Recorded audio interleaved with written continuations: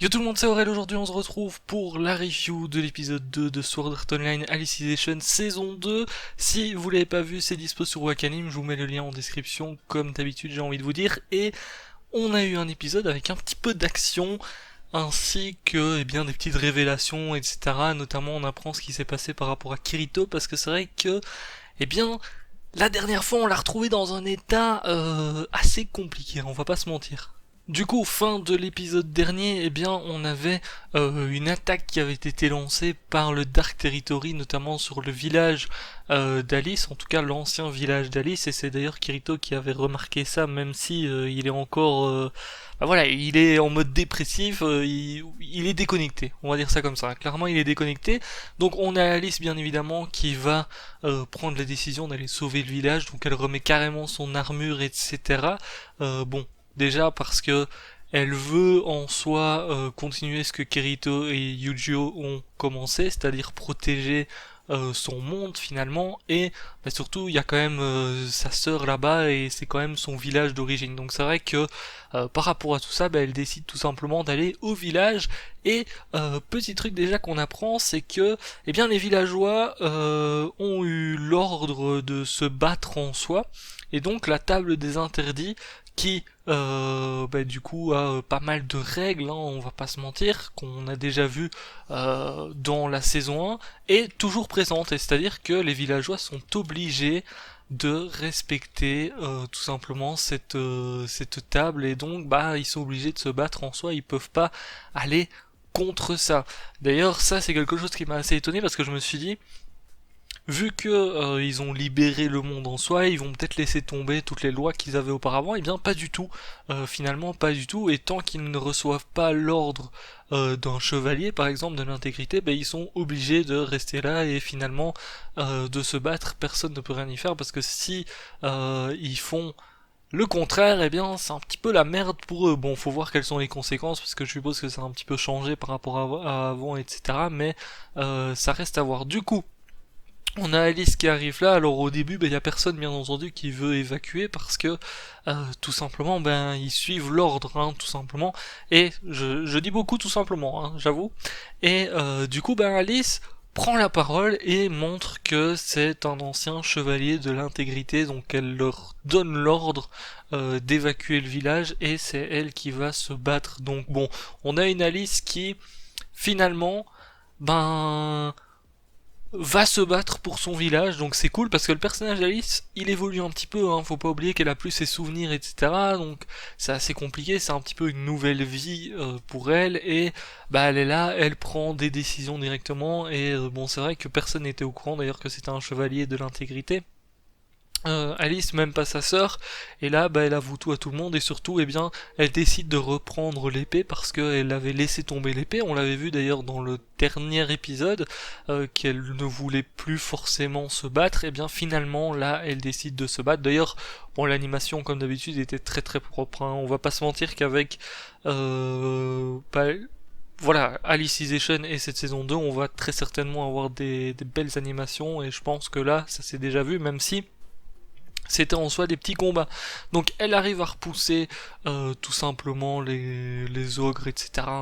Qui viennent du Dark Territory. Donc elle les repousse, et on a tout simplement une Alice qui va croire en ses convictions dorénavant, et qui va se battre pour elle-même. D'ailleurs on l'a vu avec son œil, etc. Elle a enfin retiré son cache-œil, que je trouvais personnellement dégueulasse, donc je suis content qu'elle ait retiré, parce que son cache-œil vraiment, ça lui allait pas, hein. Franchement, c'était dégueulasse, hein. On va pas se mentir, qui aime bien son design avec son cache-œil, personnellement j'aime pas trop, donc je suis bien content qu'elle l'ait retiré finalement, et puis ça prouve que là elle va suivre un petit peu ses propres convictions, comme Yujo finalement, quand il avait décidé de suivre les siennes, il avait plus trop de soucis avec son œil. Pour le coup, ici c'est un petit peu pareil. Après ça, on a le retour dans le monde réel. On apprend enfin ce qui se passe dans le monde réel. Donc il y a eu l'attaque, etc. qu'on a vu à la fin de la saison 1. Et déjà on apprend que Asuna et tous ceux qui travaillent sur le projet Alicization sont sains et saufs, ils sont dans une base secondaire, hein, tout simplement. Ils ont réussi à partir là-bas avec le corps de Kirito, etc., qui est pour le coup encore connecté. Ils nous apprennent un petit peu ce qui se passe d'ailleurs par rapport à Kirito. Bon, je vais pas commencer à tout réexpliquer parce que je pense qu'ils l'ont bien expliqué dans l'épisode et je serais pas capable de faire une meilleure explication pour le coup. Mais grosso modo, on a sa conscience qui est désactivée, on va dire ça comme ça, et du coup, les mouvements qu'on voit qu'il fait dans l'Underworld notamment, c'est un petit peu par rapport à ses souvenirs, parce qu'il a encore quelques souvenirs et hop, bah du coup quand il voit l'épée etc, il a envie d'aller se battre etc, c'est ses souvenirs qui font ça, mais malheureusement bah, sa conscience est désactivée. Donc bon, globalement je me suis trompé quand j'ai justement émis une théorie par rapport à tout ça, mais voilà, c'est encore une fois par rapport à une partie de ses souvenirs, etc. J'avais évoqué justement ses souvenirs et tout, et que bah il était plus forcément maître de lui-même, donc voilà, c'était cool d'apprendre un petit peu tout ça par rapport à ce qui se passe dans le monde réel. Après, ça reste à voir qui a décidé d'attaquer la... Comment ils appellent déjà la base? La Turtle Ocean, je crois, c'est un truc comme ça, il me semble, donc ça reste à voir ça, parce que pour le moment, on n'a pas trop d'informations sur tout ça. Tout de même, d'ailleurs, il y a même le... Comment il s'appelle le mec à lunettes là? Je sais plus, le mec à lunettes qui analyse un petit peu le truc et finalement, mais on sait pas encore trop qui attaque la base. Fin d'épisode, on a Asuna qui va voir Kirito notamment parce que là, grosso modo, le seul qui peut encore sauver l'Ocean Turtle, c'est Kirito justement en ramenant Alice, parce qu'ils ont désactivé le fait de pouvoir la ramener de l'extérieur, donc il faut passer directement par l'intérieur de l'Underworld, et le seul qui peut faire ça actuellement, c'est Kirito. On a Asuna du coup qui va un petit peu le voir finalement, et qui prend sa main, etc. Et là tu vois qu'elle réfléchit, elle regarde une machine là où ben, justement où on peut rentrer dans l'Underworld, on a la même machine qu'Akirito autour de lui. Et tu vois qu'elle réfléchit donc.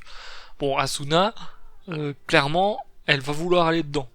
Elle va vouloir aller dedans pour sauver Kirito déjà. Et bah, pour peut-être pouvoir ramener Alice là où il faut. Parce que c'est vrai qu'actuellement, bah, Kirito, il est incapable de faire ça. Et à mon avis, vu comme c'est parti, Kirito, on va pas le voir en mode bien avant un bon petit moment. Hein, parce que je sais que quelqu'un avait justement évoqué ça dans les commentaires, que si Kirito restait comme ça, ben c'est vrai que on peut lâcher la série à cause de ça, parce que SAO sans Kirito, ben voilà, c'est le héros. Je pense que oui, il va rester dans cet état-là pendant encore un petit temps. Après, je trouve qu'Alice est un personnage assez intéressant, parce que du coup, Alice, c'est un petit peu comme si elle commençait une nouvelle vie, on la voit un petit peu évoluer, prendre des décisions dans cet épisode-ci notamment, donc c'est vrai que c'est toujours sympa de connaître un nouveau perso, surtout que finalement on l'a connu un petit peu par rapport à l'histoire de Kirito. Là elle est mise en avant, je trouve que c'est intéressant de voir comment est-ce qu'elle va évoluer, comment est-ce qu'elle va se débrouiller maintenant qu'elle est un petit peu plus toute seule on va dire, et ce qu'elle va faire par rapport à ses décisions, ça peut être intéressant. Après, bon bien entendu si Asuna se ramène dans l'Underworld, bien sûr que ça va être intéressant aussi, et on va pouvoir voir un petit peu, je pense, les liens qui unissent justement Kirito et Asuna, parce qu'ils vont très certainement jouer là-dessus pour peut-être ramener un petit peu Kirito, bah voilà, ramener tout simplement la conscience de Kirito, on va dire. À mon avis, ils vont un petit peu jouer sur sa relation avec Asuna, en tout cas je pense, ça serait bien l'esprit SAO, j'ai envie de dire. Sur ce, écoutez, je vous laisse là pour cette vidéo review, n'hésitez pas à lâcher votre petit pouce bleu, à mettre un commentaire avec tout ce que vous pensez tout simplement de ce qu'on a appris dans cet épisode. Ciao, ciao!